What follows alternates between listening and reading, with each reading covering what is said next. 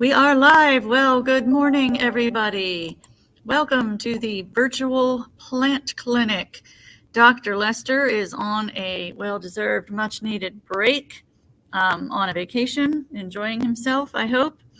And so you have your regular co-host here. I am Lily Browning, Florida Friendly Landscaping Program Coordinator here in Hernando County with Hernando County Utilities. And joining me is my regular co-host, our regular co-host, the fan favorite, the amazing master gardener extraordinaire, Bernie Bathauer, is joining us this morning. As always, he's on all the time now because he's the fan's favorite, and he's got so much knowledge. What, about 18? How many years now, master gardening? I've lost track, but I think if you take out the 1 year for the strange stuff there when we had all the COVID complaints. Oh yeah, but I'm sure you didn't, like, your knowledge wasn't sucked away then. It's either 17 or 18. It's 18 years since 2005, isn't it? Yeah. Yeah. I can do that, a little bit of math. So, and that's when you took the training, and then your wife did it in what, 07? I think it was the next year, maybe. Oh, in 06. Sue did it in 06. Yes. I think so. Yep. And the big secret is she's probably just as knowledgeable as Bernie, but she lets Bernie do his thing, and she does hers. She knows all about gardening, but she does birds. She knows birds of prey, and she knows what are those things that you have? Basset hounds. Basset hounds. Thank you. I lost that one. She's one of the key people in the state in the Basset hound thing. She's involved in rescue and the Basset clubs, and they put on dog shows and all that thing that doggy people do. So yes. Buddy said good morning before we even went on air. Always kind of scares me because I think you can hear me before I hit and see me before I hit go live. Not that we said anything that anyone should hear or see, but good morning, everyone. Bassem says good morning. And Cindy. So we have representation of Tallahassee. Bassem, I think you said was Brooksville. And Cindy's in Pinellas County. Good morning from Pinellas County. We finally got rain yesterday. That was the first time. They even had hail. There has been pockets of rain going around, which is kind of unusual for me. And they're like heavy summer rainstorms too. It poured here at my office. Poured. And I asked my husband if it rained at home. That is about 8 miles away. He's like, He said it poured a lot, but like 20 seconds. He said it was like, and then turned the faucet right back off. It poured here. About 4 inches of rain this month. It's been nice. It finally got everything growing. It's starting to look good. The lawn looks great. The bahia's up. It looks like I've got grass. So. Me too. Even with the rain I've gotten, it looks like I have grass, so that's always good. But you're always going to get it first, Bernie. I swear. And this is just anecdotal on my part, but it comes from the east. It'll start in the eastern side of the county, the normal summer rains, a good 2 weeks before it gets to the rest of us. It's amazing. When I was working in Tampa, I would come home, and when I'd turn the corner a mile from the house, the street would be flooded, and I would get no rain at home. Every night for probably 3 weeks, it was flooded from the rain that they had gotten a mile from the house, and we got none. So it's that's Florida for you. That's Florida. Pam says good morning. Thanks us for being here. Of course, we've got, what else are we going to do but be here? Where is Pam from? I don't know. Pam, you'll have to let us know where you're from. Buddy is getting me a little worried that he's, stalking me. And good morning from Broward, from Lee. Yes. All right. Actually, Bernie and I were looking some things over. Pam is from Pasco, so she's not too far away at all. Um, yeah, Well, it's nice to know where people are because the advice that we give is generally for Hernando County. sure. And if you're more than a county away, it probably doesn't apply, or it may even be the total wrong thing. And we really would hate to do that to you, to tell you to go plant something that absolutely hasn't got a prayer of a chance. And And even, it's amazing how quick it changes. right. And even within Pasco, if she's in Dade City, Zephyr Hills, that might be different information than we would give her if she was in Newport Richey, Absolutely. Yeah. Yes. Same here in Hernando, if like where you are on the east side of the county compared to Spring Hill, although your soil is probably not tremendously different because yours was an old citrus grove, so it's not in the best. It's pretty sandy and not in the best of shapes. Pretty used up, huh? Pretty nasty. But the amazing thing is when you go down a foot, it becomes like cement. So I don't have that big soil reserve sitting there. It surprised me since that's a ridge that was once a beach. Yeah. It's pretty much beach sand, but underneath it is really lined up, and it is very, very solid. So the rain we get, we're on a slight hill that runs down that hill, and the lake gets more water then, but we don't get that much. So Which is all the more reason for you to protect that lake by what you put on your yard as well. Pam is close. She loves the Hernando County Extension Office support. Bernie's part of that. And also, our Master Gardener Nursery is open on Wednesdays and Saturdays. They are going to start their summer hours on June 1st. So at this moment, they're open like 8 to noon. And then as of June 1st, it'll be 8 to 11. Because it's hot. It's hot out there. They don't want to be out there any past 11. And I don't blame them. So, because that is a total volunteer run nursery. And it's a fantastic, the whole Master Gardener program is a fantastic organization. She's in East Pasco. So there would be a different set of rules. She probably has, some clay in her soil. We did too when we lived in the city of Brooksville limits. I don't know if Monique is on here. She lives in the city of Brooksville. I asked my husband, who once dug holes for a fence, wasn't very far in there at all, and he struck what he calls, in his native Floridian lingo, he called gumbo, kind of a gray-like, very clayey type soil. You're not going to find that, the further west you go. I certainly don't have it now, and I'm like a mile east of 19.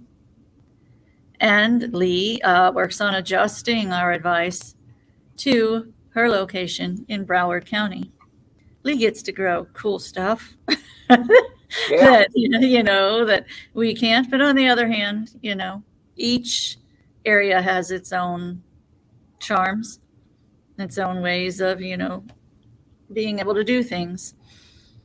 So I know Broward has a very strong Florida-friendly landscaping program. They have something about, instead of Florida-friendly yards, they call them My Broward Yard or something like that. You can get certified for.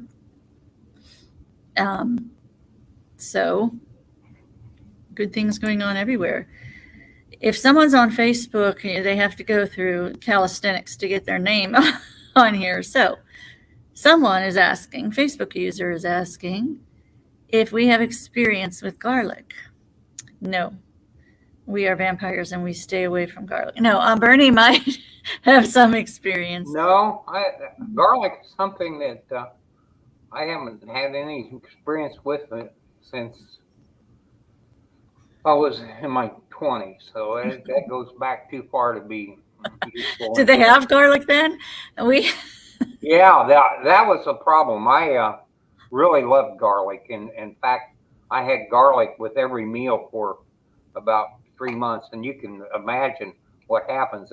If you have that much garlic, you start to smell like garlic, and it wasn't until people started shying away from me that I realized it. So, I see. Yes. yeah, that is And a problem. then you, then you realized, oh, I need to stop that. And then you were able to get married. And no, anyway. It says we've had the freeze in North Florida, the very last, and I had one scrape. A few heads were large, the rest not so much. So strange. Try again next year or wait. Seems the leaves were beginning to turn brown, then the frost. No more scrapes. Maybe the rest need more time. Do you think they're done just for plants in general, or you don't hear of garlic growing in the summer? I don't have one of the Vegetable gardening guide. vegetable guides. Hey Teresa, we need some garlic information. Yeah, Or if anybody else out there is watching and has experience with that, if Corey's on today, I bet you he has some experience with garlic. So we're going to throw this out to the audience. We're going to phone a friend to see if we can get some answers for Facebook user about their garlic. Scrapes are to be cut to help the bulb get more energy. Okay. that would make sense. Yeah. We're going to throw that out to the crowd and see what we can come up with to get your answer to you before we leave today. Unfortunately, Dr. Lester, he's the one who knows all the edible. Bernie knows quite a bit, but he knows all the. I have not gardened in quite a while now. I've reached a point. I'm 82, and I can't get up and down. It's I 5 years told you ago about was it. Did problem. some raised beds. Yeah, well, I went out and bought a bunch of stuff and was going to build raised beds, and I never got the energy to build the bed. I did 1 year. Had them do. I built it up 12 inches, and had That's a not truckload of soil. That's not enough. I want it up It wasn't 3.5 enough. feet. You're exactly right, but I want it counter height. the thing about it is everybody moves here from up north, and they immediately want to garden, and they want to garden like they did up north. And I had the advantage of not having that knowledge of being an up north gardener. And when I grew things, I had to depend on what the university publication said. And I was really successful. I was amazed at how well things worked. But I started out buying transplants from the big box store, the orange one. And when I did, I found out that those transplants were for sale late.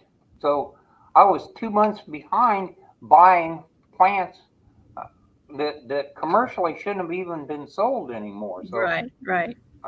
I did learn a lot then, and it makes it a lot simpler. I just used the little white foam cups, put some potting soil in them, stuck the seeds in those, and you can stick them in the windowsill. And when things start coming up, you got little plants coming up before Christmas, and it's just right to transplant them. To raised beds, I have 4. Raised beds. She has 4 that are 28 inches high. She has a disability, and this is a great help.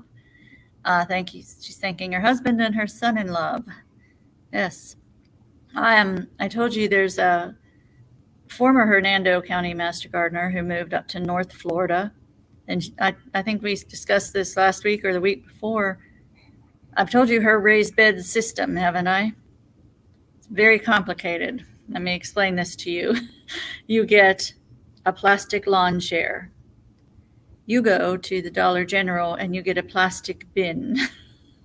Put plastic bin on top of plastic lawn chair, fill with soil, make your...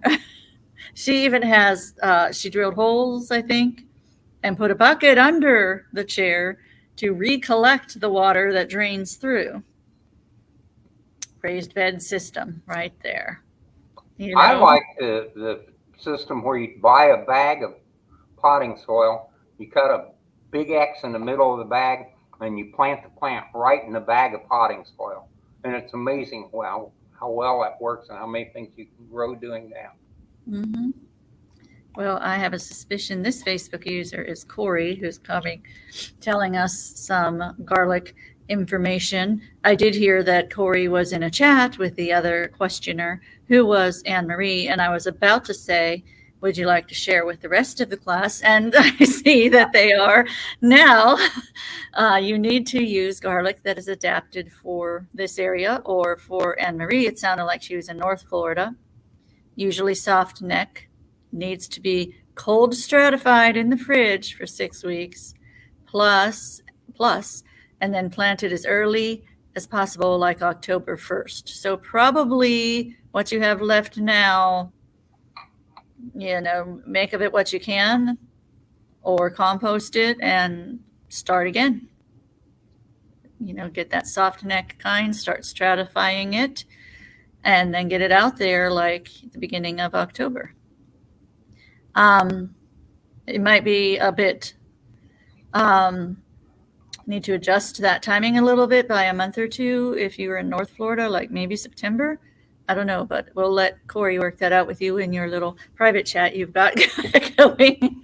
See, we learn to help each other here. Yes, it is stratified and soft neck. I'll try again. What's that word I'm using for the new gardeners out there? What is stratified, Bernie? You want to define that for them? Well, you need to provide it with some temperature stabilization, and you need to remove part of the skin so that the plant can get moisture. What kicks off the seed, or the little clove, is having an opening that moisture can enter. There's a lot of seeds that the coating protects the seed from germinating, and once you scratch the coating, the seed can start. So it's pretty much standard practice. Piece of sandpaper works fine. Emery file works great, and there's a lot of seeds that need that. Yep. So she's gone to, she'll try again. I mean, sometimes, all gardening is an experiment.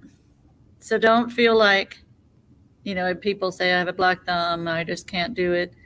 What's the difference between a master gardener and a novice gardener, Bernie? Well, a master gardener has a really big compost pile. Yes. Because the novice starts out and it doesn't work and they quit. And the master, if it doesn't work, you try again. And when that doesn't work, you try something else.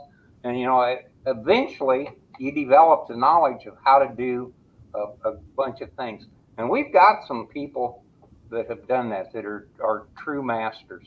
Wynn is a master gardening gardener. He's one of those people that has tried so many times and failed. But at this point in his life, everything he does is very satisfactory, because 30 years ago he went through the bad part. So if you don't keep trying, I always tell people, if you grow tomatoes and you grow tomatoes successfully 3 out of 5 years, that's the beginning of being a gardener.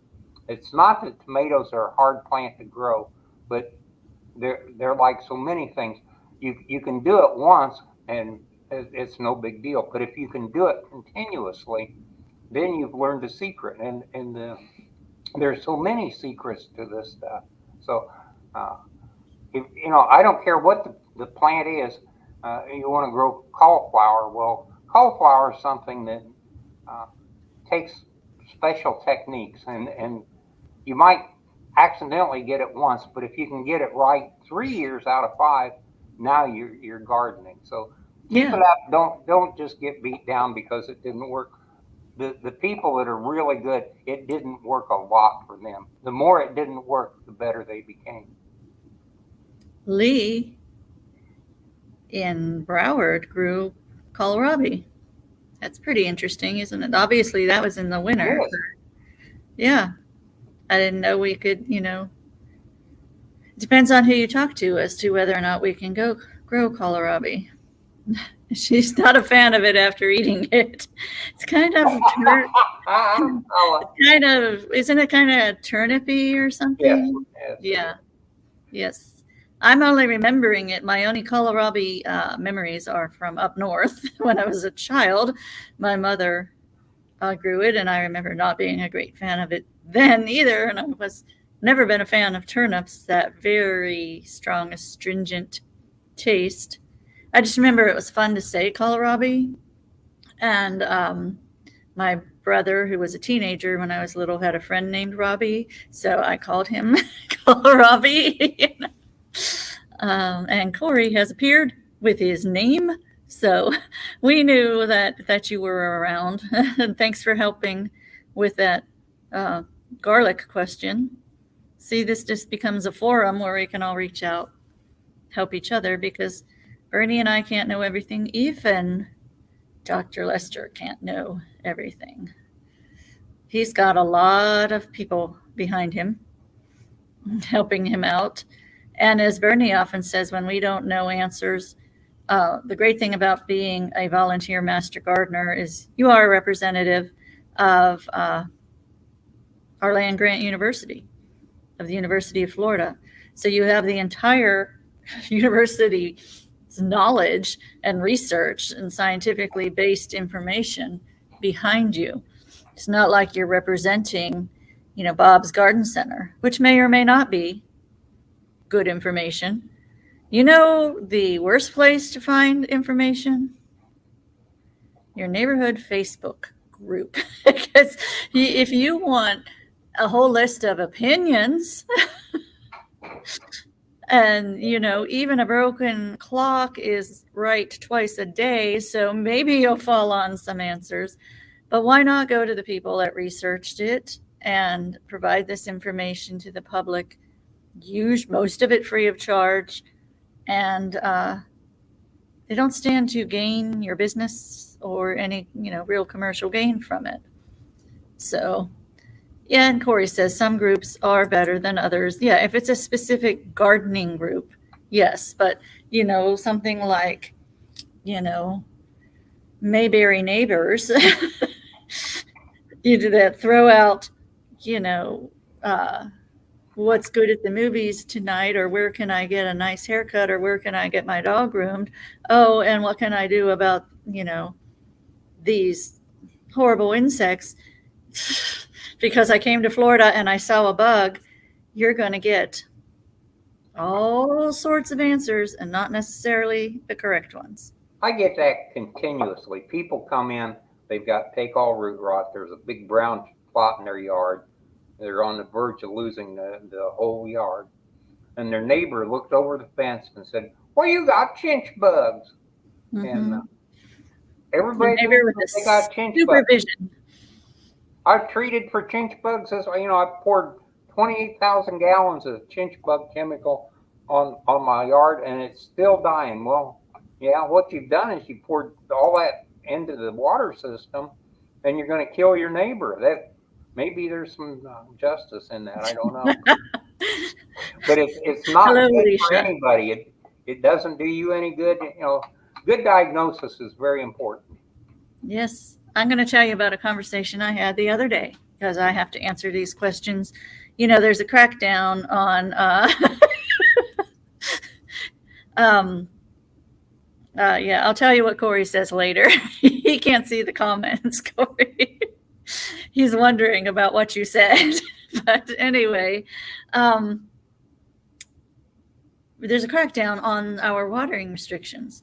So many people are acting like this is new news to them. It's not. 12, 13, 14 years old. It's just the crackdown has started. So somebody called me and she said, "Is it true that you can only water after, so she specifically said 6:01 p.m. to 11:59 p.m. or 12:01 a.m. to 7:59 a.m. And I said, correct. She goes, or, and I said, yes, not and. She got that right. She said, okay, the longest stretch of time is 8 hours. I said, correct. She said, how am I supposed to do all 10 of my zones when I have to run them an hour and 20 minutes each? What? An hour and 20 minutes each zone. I talked to her about that. That's probably way more water than she needs to use, and that she needs to deliver about. I was being generous. We know it's 1/2 inch to 3/4 of an inch, but sometimes you got to judge your audience. So I was giving her the 3/4 of an inch, and I talked about how you can place, cans in which you've measured that amount out. Corey asked if she's watering a swamp. And that's the amount you want to put out, and you are allowed under our watering restrictions.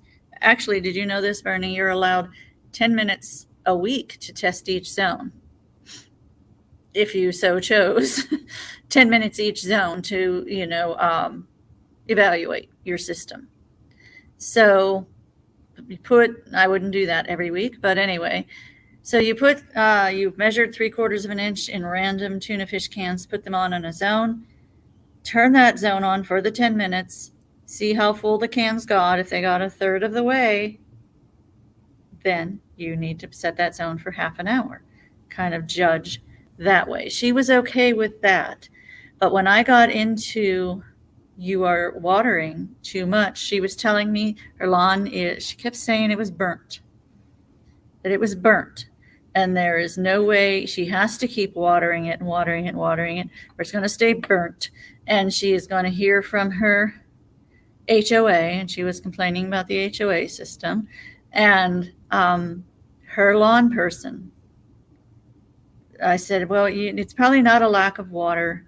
You probably have a fungus, because most people in our county do, and that's what's causing this burnt look for you. No, I don't. My lawn guy says I do not have a fungus. He says I need to water more.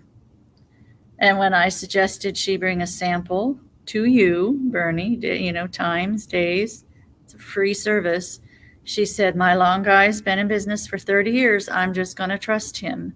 And he says I have those bugs. What are they called? And I played dumb because I didn't want to give her more of the wrong information. I was just like, I don't know what you're trying to say, But she was insistent. She did not want to take advantage of Extension's offerings and what you might have to tell her that her lawn guy of 30 years was, he knew what he was doing, which is possible. He does, I'm only talking to her, not to him. So, situations like that, you just have to say, okay, well, I find that a tremendous number of people are apparently afraid of their lawn guy. That I keep telling them, you need to mow at 4 inches. Tell your guy to mow at 4 inches. Oh, I can't tell him anything. He quit. Well, you pay him, don't you? Yeah. Well, then if you're paying the bill, you should be able to tell him what you want. Oh, I can't tell him anything. He'd quit. And they leave, and that, I've just wasted a 1/2 hour explaining what's got to be done. Because they're so rare. You can't find another one, because they're so rare. You just spent $6,000 on a new lawn because you're afraid to talk to your lawn guy. And if it was just a once in a while thing, but I'd say 20% of the people that come in with lawn problems are afraid to talk to either their lawn guy or their chemical spreading people. Mm-hmm. And it's not just like females. Oh no, it's everybody. The men, the women, both. They're in our county. I don't know how it is in the rest of the state, but if you're unemployed and you own a pickup truck and a lawnmower, you're in the lawn care business. And there's got to be 150 people that mow lawns, and I would say more than 100 of them are totally incompetent and shouldn't be allowed to do that. Maybe as many as the whole 150 or whatever, but and it's almost that bad with the chemical companies. I had a good friend that worked for one of the major chemical companies. And he called in and said, I need to stop and reload the truck. And they said, nah, just fill up with water and finish the route. Mm. So when it happened the third time that they wouldn't get any more chemical to finish the route, he quit. But, you know, if you're the average Joe, you don't have an idea of what you're doing. And if the boss tells you to do something, it's the boss that's paying you. It's not the people and your loyalties to the boss. But the boss's loyalty should be to the passenger or to the people, the customers. Oh, this is the new fertilizer ordinance. That was a great segue. Thank you for setting that up, Bernie. Great segue. I want everyone to be impressed with my StreamYard skills here, that I was able to just put that right up there. That's what we were doing beforehand. We were practicing this. As of Tuesday, May 23rd, 2023, the Hernando County Board of County Commissioners, by unanimous vote, voted in the changes to our Hernando County fertilizer ordinance, effective immediately. Doesn't mean it's going to be enforced immediately. There will probably be, a learning curve. But what has changed in this new ordinance? And we hired consultants and who went by Florida Friendly Landscaping Best Management Practices to make these suggestions. So here it is, what has changed in the Hernando County fertilizer ordinance. And this is referring to turf fertilizer containing nitrogen. We do need to make that clear from the get-go. Vegetable gardens are not part of this. An occasional fertilizing of your citrus or of your palm tree, your hibiscus, not part of this. This is the broadcast lawn fertilizing. So the changes that have taken effect are turf fertilizer containing nitrogen, remember that, cannot be applied from December 15th through March 15th. So that used to be January 1st through March 31st. That changed December 15th, March 15th. That'll be, some good news for those who want to start an earlier spring fertilization. But wait, there's more. We've added months in which you cannot apply turf fertilizer, and that will also be June 1st through September 30th. Why was there the push to add those months, Bernie? Because when it rains, the fertilizer just gets washed right through the sand and into our water system. Or right down the road through stormwater runoff. Why did we keep the winter ban? There's nothing growing in the winter. The lawns absorb none of the fertilizer. Why should you be bothered putting it down? Mm-hmm. So I think what I'm going to suggest is you guys are the first time this is being presented. You are the first ones seeing this, other than those who have watched the county commissioners meeting or who happen to be present.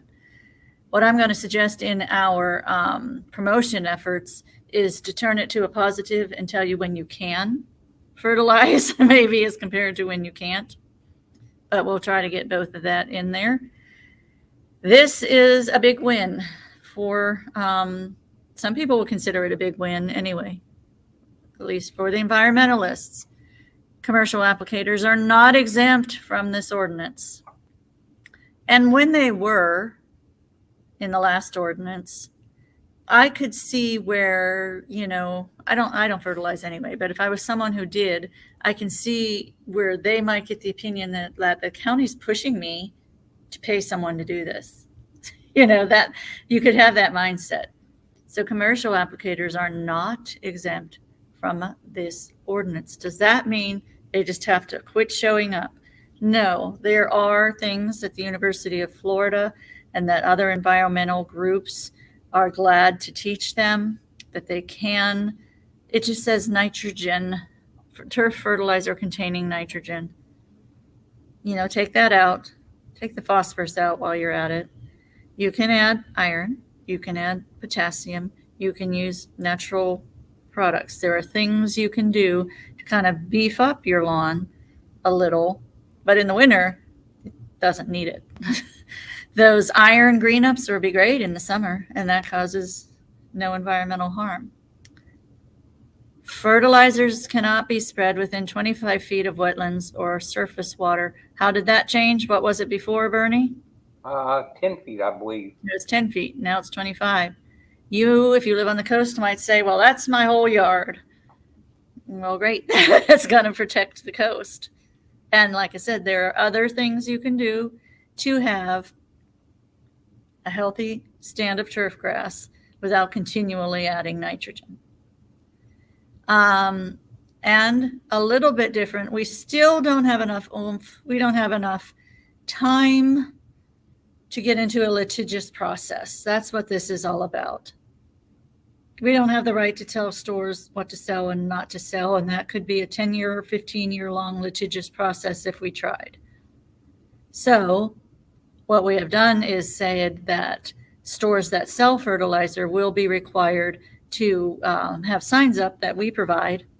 We'll make the signs. We'll provide them to you that state this information. And there, I will say, there are some stores, even some chain big box stores, that during the winter months, as this existed before Tuesday, they would put them like way up high where you couldn't just grab them. So, there was some compromise there. So you can always say you heard it here. You will hear more about this as we start promoting it. So, Corey, I think there's a bill that has been sent to the governor that prevents counties and cities from having tougher fertilizer regulations in state law. Something for you to look into, Lily. Oh, we know. We know, Corey. Why do you think we were in a hurry to do this before July 1st? For that very reason. It's going to exist before that, what the governor wants.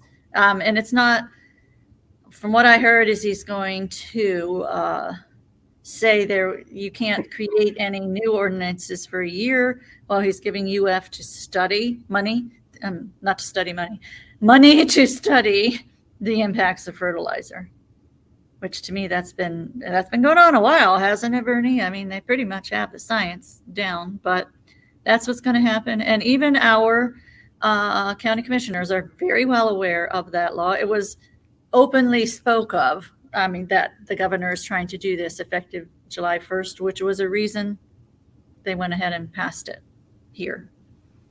So Pinellas County is June 1st through September 30th. A lot of the southern months do that because of the summer rains. The reason we originally went with winter months is because we got turf experts from UF, and they stated, yes, there's a lot of rain in the summer, but the lawns have the ability to take up those nutrients and utilize them in the growing season, whereas they don't in the non-growing season. The problem with that is they are referring to the absolute perfect ideal stand of turf grass. And how many times do you see that in a normal everyday homeowner situation, Bernie? Well, in our county, about 20% of the people have a really good stand of lawn, and the rest of the people varies from unbelievably bad to just mediocre. So there are very few lawns that are well maintained where you could say that these things really work. I about 10 years ago, I went to the university and saw research that they were doing at the time, and they built a yard that was like 70 by 70 or 50 by 50, pretty good size, but it was all elevated, and they caught all the runoff, and they treated this lawn just like it was a regular lawn, and they would put chemicals on, and then they would see how much ran off, and they did this for all the times a year, and they that program ran for quite a while, and they developed a large amount of information on when the lawn consumed things and how much it could consume. But that was all healthy grass.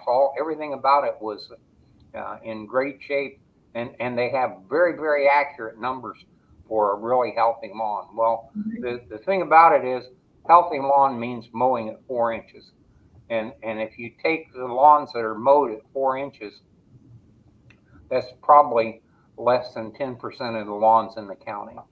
So, I mean, that's really bad, because that one thing makes bigger changes. Mowing it at 2 inches probably increases the danger of a disease in the lawn by a factor of maybe 10 or more. And it reduces the usage out of the fertilizer by a much higher percentage than you would expect. You know, if it's only half the blade, half the amount of grass, you probably only need half the fertilizer. Well, that's not really true, because the root structure is also much smaller than it should be, and it probably only takes 30% instead of half. So all these things are very important. They all interact, and I think the county did a great job in determining when you can do things. So now if you fertilize a couple of times a year, use a granular, slow release fertilizer, and leave the clippings on the lawn, that's going to be perfectly healthy for the lawn. That we haven't hurt the lawns at all with these rules.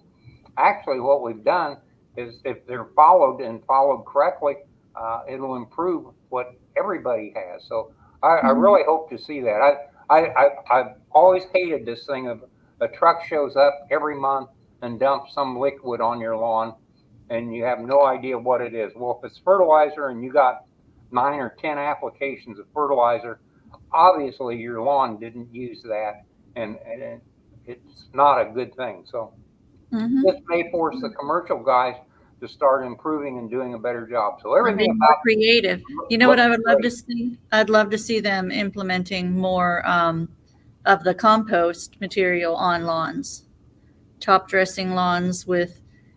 There's various even commercial products. One's called Command with 1M, that is a composted material that you can apply. The best application of it is pre-sodding. But even if you're not able to do that, if you have an existing lawn, top dress it, like a fertilizer on your lawn. It helps improve your soil. Because what we are dealing with in most of our lawns, can't even blame the turf grass, just the turf grass on our sandy soil, because it's not even on our natural sandy soil. It's on fill dirt, which they built, your lawn, they built your house up on fill dirt, which is taken from deep down, has zero nutrients, and then they throw sod and other landscape plants on it and are like, bro, that's a difficult thing to ask of that plant. So trying to, over time with these compost products, add some of those microbes and everything that you need back into the soil can only help.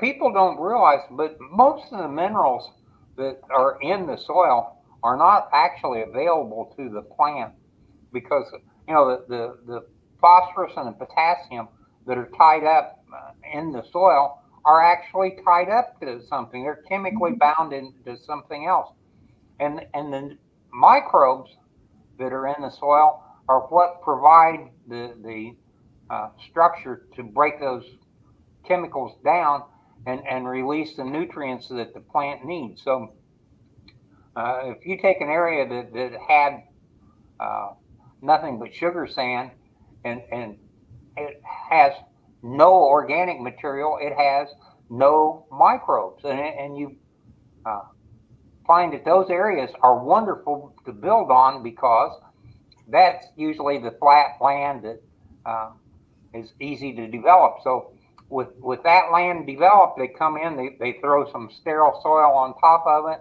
they plant things. Your grass does pathetic.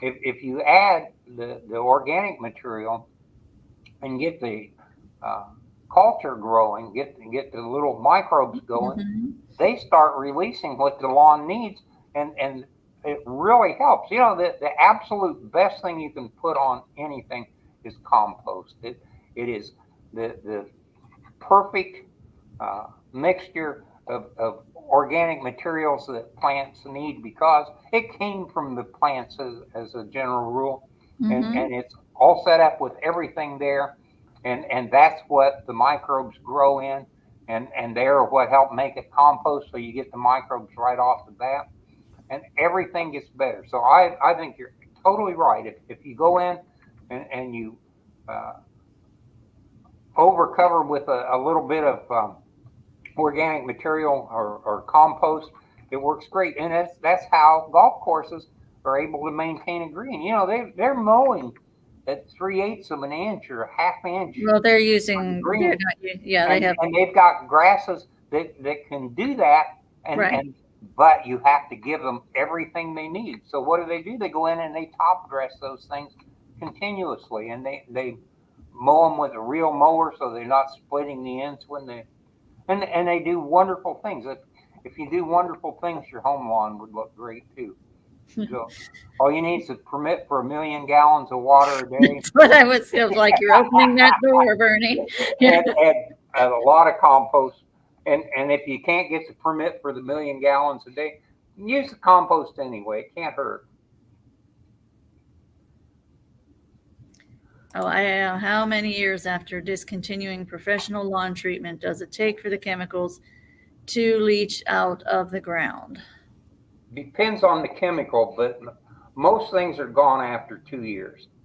Uh, some of the lawn products have a life of up to 11 years.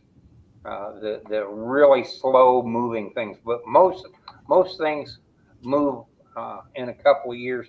As a general rule, anything organic gets oxidized and burned up uh, in 2 years and leached out. So uh, if you're putting down things that uh, or you have put down things that were normal lawn care products, you're not going to see them in the lawn after a couple of years. And to answer Cindy about red tide, it can be one of the contributors for sure. Yes. Nitrogen is red tide is a naturally occurring thing. It's occurred always, but its intensity has certainly increased.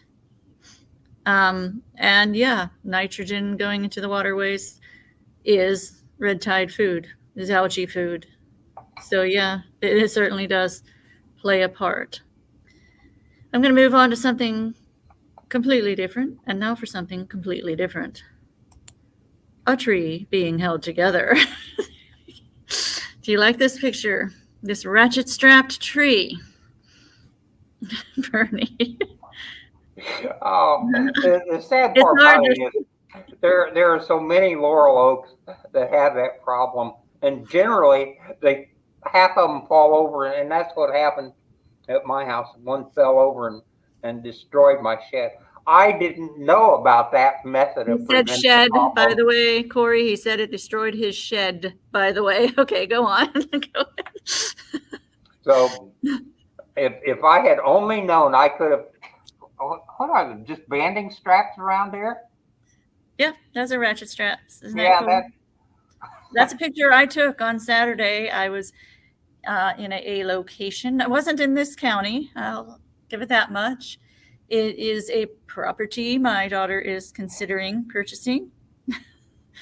It's funny because my son in love is, what you call a good old Florida boy, and he was concerned that the neighborhood might object to, some of the cars that he's working on or things like that being in his yard.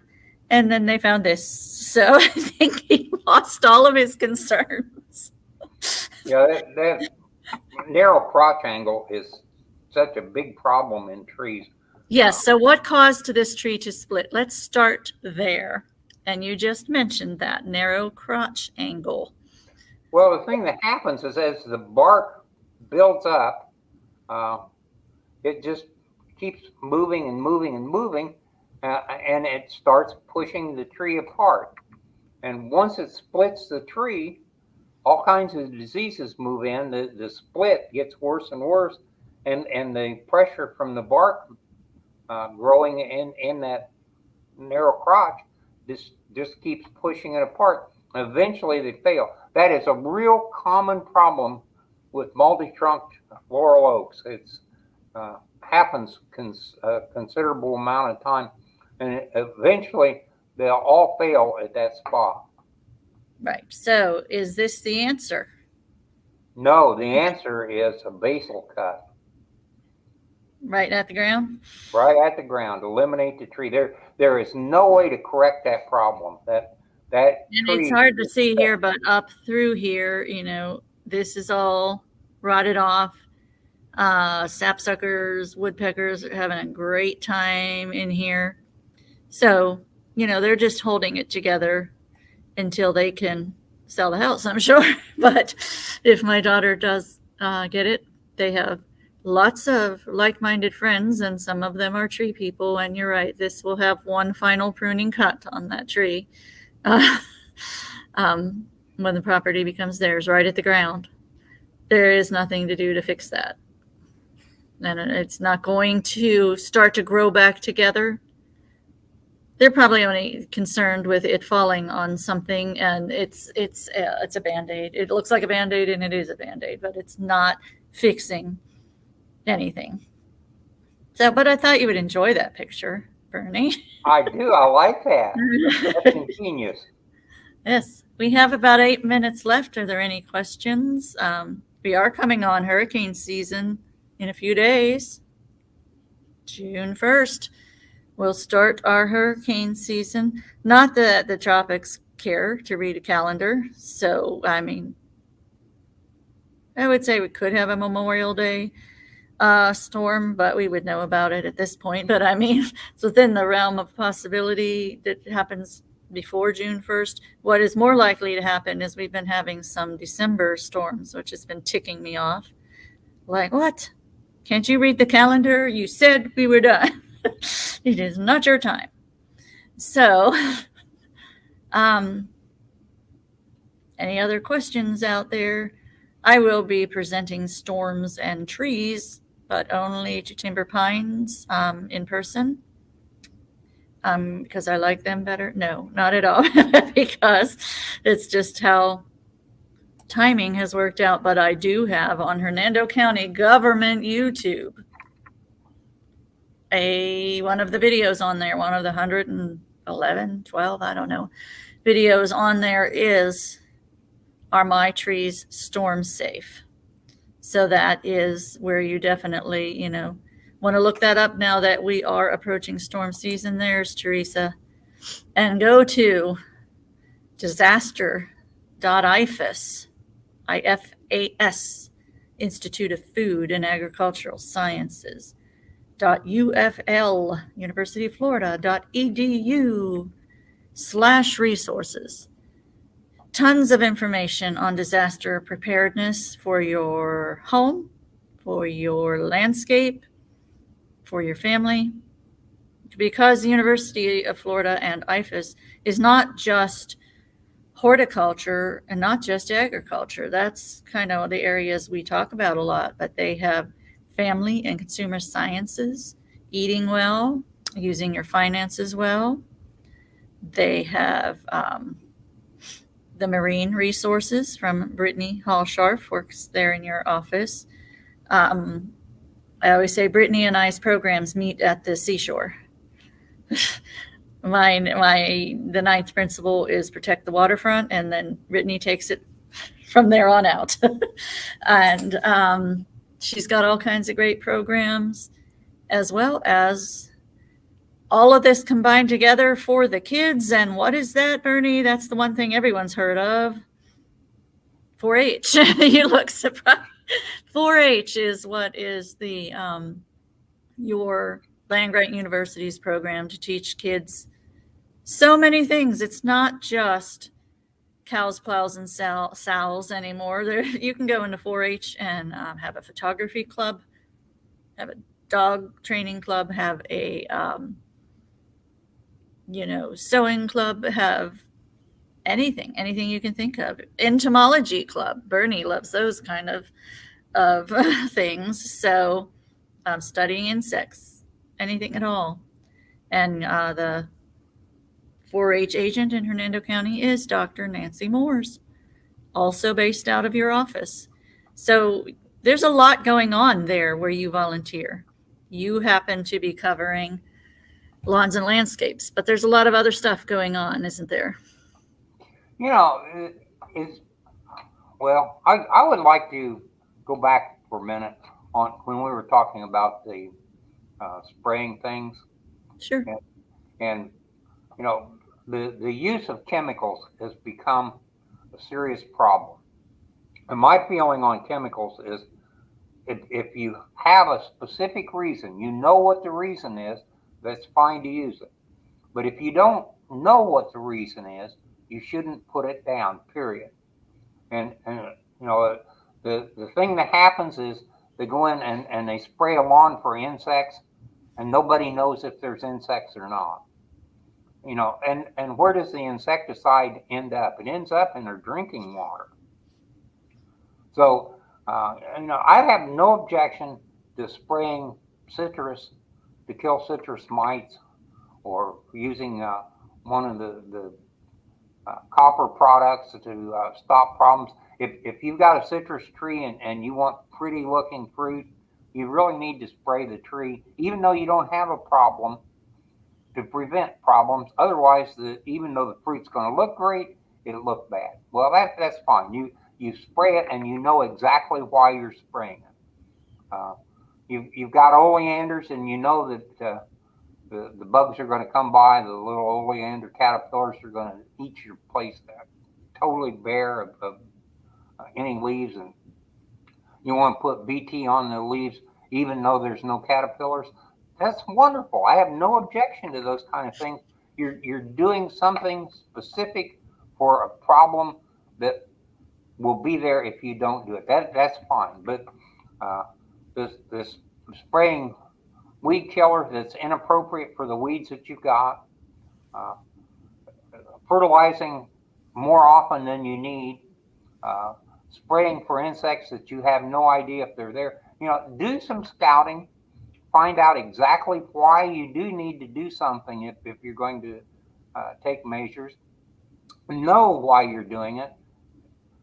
Stop paying these guys to come out with their truck and spray something on your yard unless you know what it is. If they'll tell you. You're paying them. They'll tell you what they're putting down, and find out exactly why they're putting it down. If you don't need it, don't get it. There's just too many things in the water now, and people talk about they want organic food. Well, organic food to them means something without chemicals, and they'll turn right around and poison everything that they touch, and think nothing about it. So if you're an organic food person, don't put anything down on the ground or on the plants that doesn't absolutely need, and then you won't be putting it in the water, because if you're drinking poison water, you've defeated the purpose of using organic food. So personally, I'm old enough, I can drink the water, I can eat the bad stuff, and I enjoy it. But there are a few people that need to be reminded that we want to keep you around. We need to take care of the earth, because it's the only one we got right now. And we don't want to go to one of those others, because I just found out Earth is the only place known to have chocolate.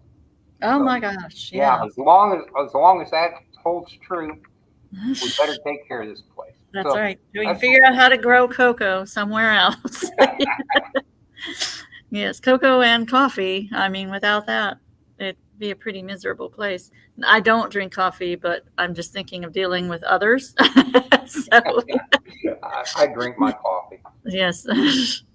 All right. Well, it's 11 a.m. Thank you all very much. That was fun and interesting talking today. It's always fun to talk to Bernie. You know, I enjoy talking to Bernie very, very much. But next week will be the first, will it? I think. Let's look. Let me see.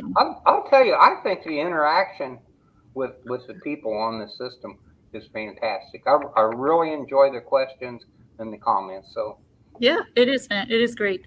We've got a great online community. It Next works week the way is the it's first. supposed You to. know what that means? It means I will not be here. But Bill will be back. So it'll be the Bill and Bernie show next week. But I'll be back the following week on the 8th. Yes. So I will see everybody in 2 weeks. Pam says thank you for sharing. Cindy says thank you. It is so great. We have to really thank all the people who hop on here every week, week after week after week, you know, but Sam and Buddy and Corey and Cindy and Lee and Alicia and everyone who continues to come week after week, you know, all of you, everyone who's listening, and of course and always, Facebook user. Whoever all of you are, we're very, very glad that you join us, and we will see you. No, I won't, but Bernie will see you next week with Dr. Lester. Thank you, everyone, and have a great week. Bye-bye. bye bye.